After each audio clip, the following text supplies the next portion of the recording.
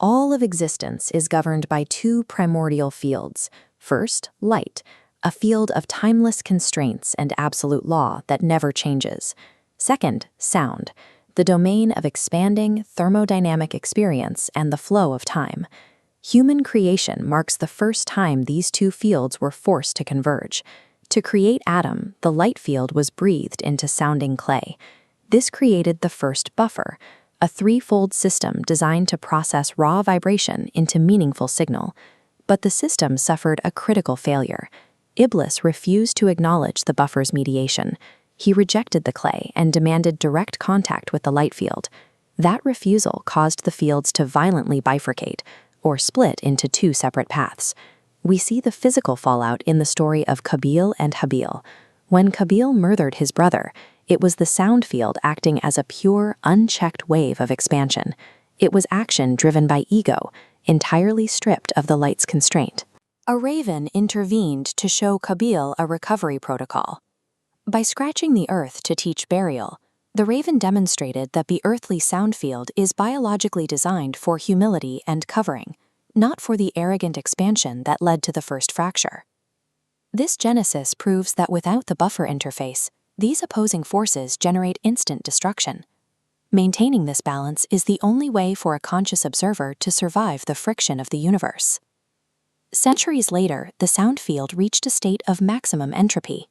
Entropy is the measure of disorder in a system. When that entropic disorder finally hit its absolute peak, it threatened to swallow every geometric structure on the planet. We call this the Great Flood.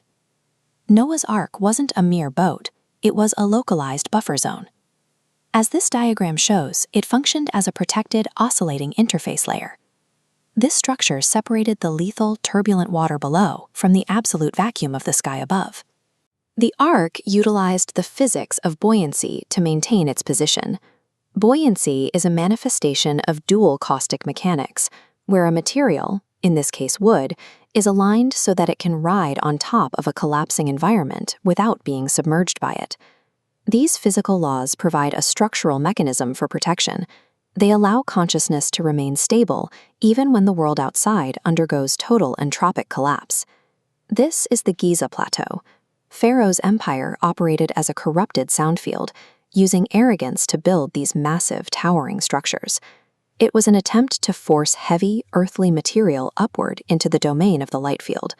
While Pharaoh built monuments to himself, the light field transmitted a hidden signal through a network of three women, a mother, a sister, and a wife. They worked together to preserve Mūsā as a pure transmission within a hostile imperial matrix. That transmission led to the Red Sea. The water didn't just part. The system executed a localized manipulation of the thermodynamic field. By freezing the entropy of the waves, it created a perfectly straight, stable pathway for the buffer to cross safely. But survival requires more than just crossing. Once the Israelites were on the other side, they immediately defaulted to the golden cow. The golden cow was a chaotic acoustic resonance. It was the energy of liberation vibrating without the guiding constraint of absolute law. It was noise masquerading as signal. Liberation without an anchor to the light field degenerates. It forces the system back into thermodynamic chaos and the worship of false earthly idols. We can track these shifts through the king's dream of the 7 fat and 7 lean cows. As this Mobius strip shows, these weren't just years of weather. They were a self-feeding thermodynamic cycle of expansion and contraction. Ayub's trial explored the extreme edge of this contraction. His body underwent total entropic desiccation, a state of being completely dried out, before reaching a limit that triggered an absolute biological reset. Yunus experienced the opposite extreme inside the whale. He maintained a state of orbital quantum coherence. Quantum coherence occurs when a particle's wave state is protected from falling apart. By holding a singular orientation to the light, he survived the crushing pressure of absolute darkness. Systems that lack this protection eventually fail. This is the mummified profile of Pharaoh. It is physical proof of a catastrophic collapse, the remains of a soul that attempted to claim divine authority and was crushed by the weight of its own entropy. These prophetic trials confirm that human consciousness can withstand both the entropy of time and the isolation of the void, so long as it remains anchored to the light.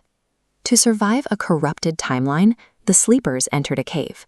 Their ears were deliberately sealed to physically sever their connection to the sound field of the outside world.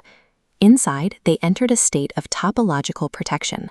For 309 years, they existed in perfect quantum stillness. Because they were severed from the sound field, their biological systems did not experience the passage of time. Outside the cave, the world blurs.